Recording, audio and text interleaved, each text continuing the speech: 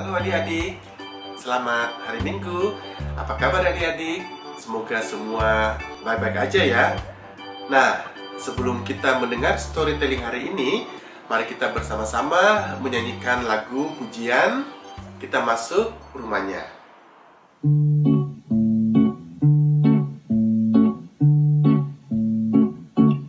Kita masuk rumahnya, berkumpul menyembah kepadanya. Kita masuk rumahnya, berkumpul menyembah kepadanya. Kita masuk rumahnya, berkumpul menyembah kepada Kristus, menyembah Kristus Tuhan.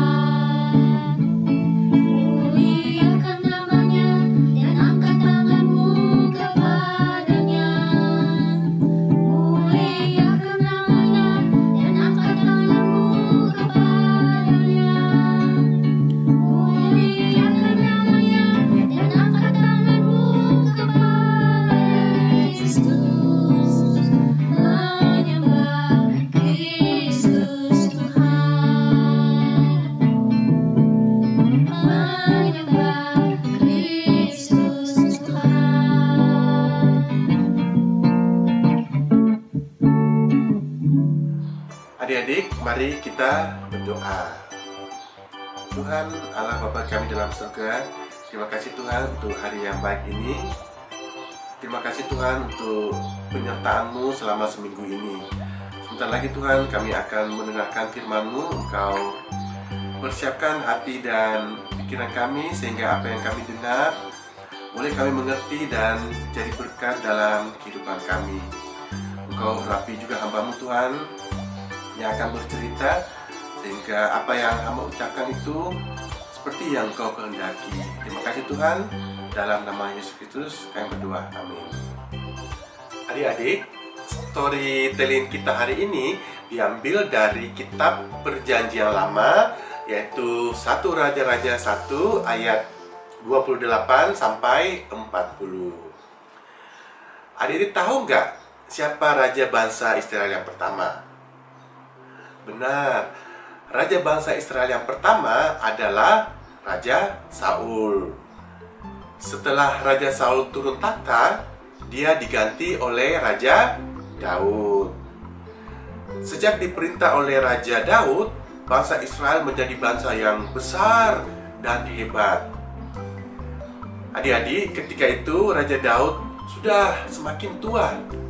Sudah saatnya dia mencari penggantinya. Siapa ya yang akan diangkat menjadi raja untuk menggantikan Raja Daud?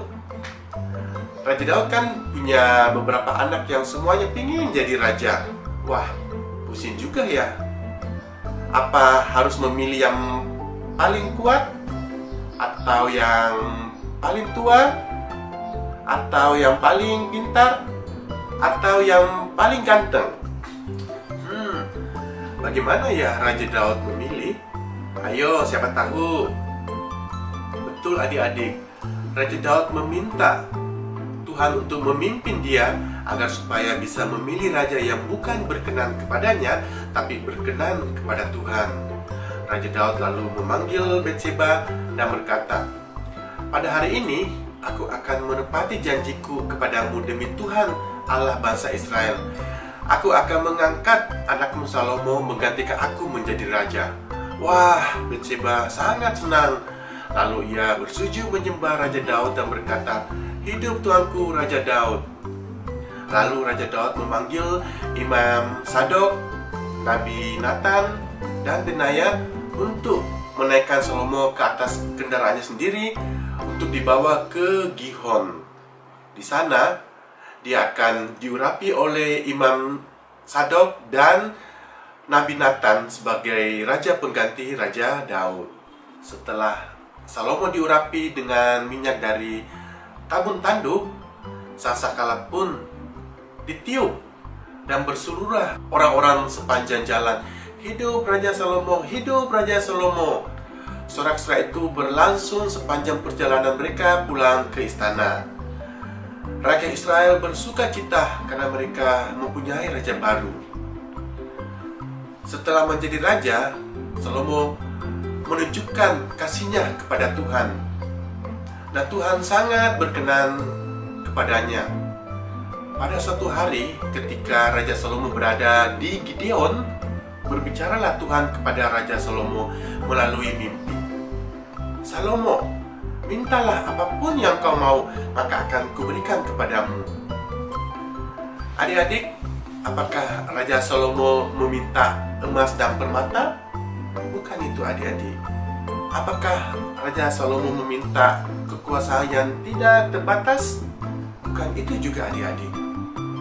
Raja Salomo menjawab, Tuhan, berikan aku hikmat supaya aku bisa memerintah bangsa ini dengan baik. Maka makin berkenanlah Tuhan kepada Raja Salomo. Tuhan berjanji akan selalu memimpin dan memberkati Raja Salomo selama dia hidup sesuai dengan perintah Tuhan. Adik-adik, apa itu hikmat?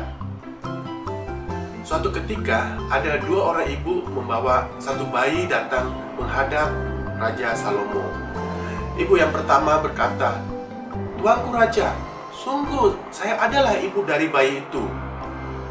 Ibu yang kedua berkata, Tuanku Raja, dia berbohong, sayalah ibu dari bayi ini. Setelah cukup lama berdebat, akhirnya Raja Salomo berkata, ambilkan aku pedang, aku akan membagi dua bayi ini. Ibu yang kedua berkata, saya setuju Tuanku Raja, biar adil. Ibu yang pertama berkata, jangan Tuanku Raja, jangan sakiti bayi ini. Berikanlah bayi ini kepada ibu ini, biarlah saya tidak mendapat apa-apa. Akhirnya Raja Salomo berkata, berikanlah bayi ini kepada ibu yang pertama, karena dialah ibu dari bayi ini. Karena tidak mungkin ada seorang ibu mau menyakiti anaknya sendiri. Itulah hikmat adik-adik, tahu mana yang benar dan mana yang salah, mana yang baik dan mana yang buruk. Setelah 4 tahun Raja Salomo memerintah bangsa Israel, mulailah dia membangun bait Allah. Pembangunan bait Allah itu memakan waktu selama 7 tahun. Adik-adik, Raja Daud adalah raja yang besar dan hebat karena Tuhan memimpin dia. Raja Salomo adalah raja yang terkenal paling bijaksana dan paling adil, juga karena Tuhan yang memimpin dia. Adik-adik, kita juga biarlah Tuhan yang memimpin hidup kita, baik dalam senang, susah, atau sedih. Biarlah Tuhan yang berjalan di depan kita. Adik-adik, teruslah setia, taat, dan percaya hanya kepada Tuhan saja.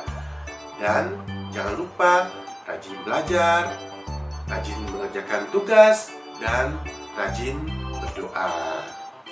Adik-adik, ayat hafalan kita hari ini diambil dari kitab Ibrani 12 ayat 2a.